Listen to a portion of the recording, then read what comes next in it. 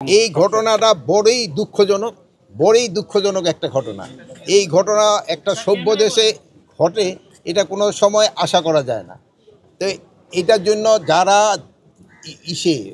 দায়ী, এদের কিন্তু আমরা আইনের আওতায় অলরেডি 5 জন, গত রাত্রেও একজন ধরা হয়েছে, এর আগেও 2 জনকে হাতিয়ার সহ র্যাব ধরছে, 2 জনরে এই মেট্রোপলিটন পুলিশ ধরছে, আরও একজনরে রাত্রে মেট্রোপলিটন পুলিশ ধরছে, এবং ডিবি টিমগুলি বিভিন্ন জায়গায় কর্মরত আছে, এবং অন্যান্য যারা আছে সবাই যেন আইনের আওতায় নিয়ে আসা হয়, সবাই যেন আইনের আওতায়।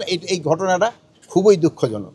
তো একটা জিনিস হলো, আপনাদের সবাই আমাদের চিন্তা করা দরকার, আমরা খুব অসহিষ্ণু হয়ে গেছি কোনো কিছু একটা। এই অসহিষ্ণুতাটা আমাদের সবারই কিন্তু একটু কমায় আনতে হবে।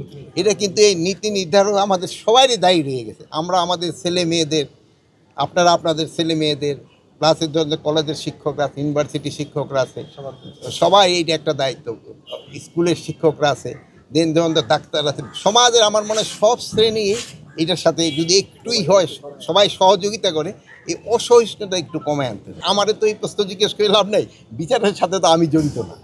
আমি হলো তাদের আইনের আওতায় সোপর্দ করা, পরে আইনের যারা আছে তারা তাদের আইনটা যেন নিজের হাতে তুলে না নেয়। এই জন্য আমি তো কিছুক্ষণ আগেই বললাম, আমরা সবাই আপনাদের অনুরোধ করতেছি যেন আইন যেন কেউ নিজের হাতে তুলে না নেয়। কোনো ঘটনা ঘটলে এটা যেন আইন শৃঙ্খলা বাহিনীর কাছে জানানো হয়, এবং আইন শৃঙ্খলা বাহিনী এইটার ব্যবস্থা। যদি বলেন যে নির্লিপ্ত ভূমিকা পালন করলে তো এই 5 জনকে ধরা হইতো না। না, 2 দিন পরে না, যখন হয়েছে সেই সময় ধরা হয়েছে।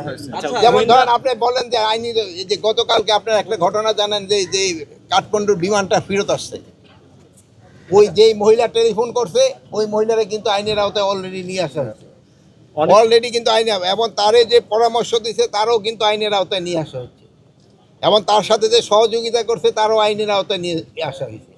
আপনি যদি ধরেন যে চাঁদপুরের একটা ঘটনা ঘটছে, ওইটাও কিন্তু যেই ঘটাইছে তারে কিন্তু সাথে সাথেই কিন্তু আইনের আওতায় নিয়ে আসা হচ্ছে।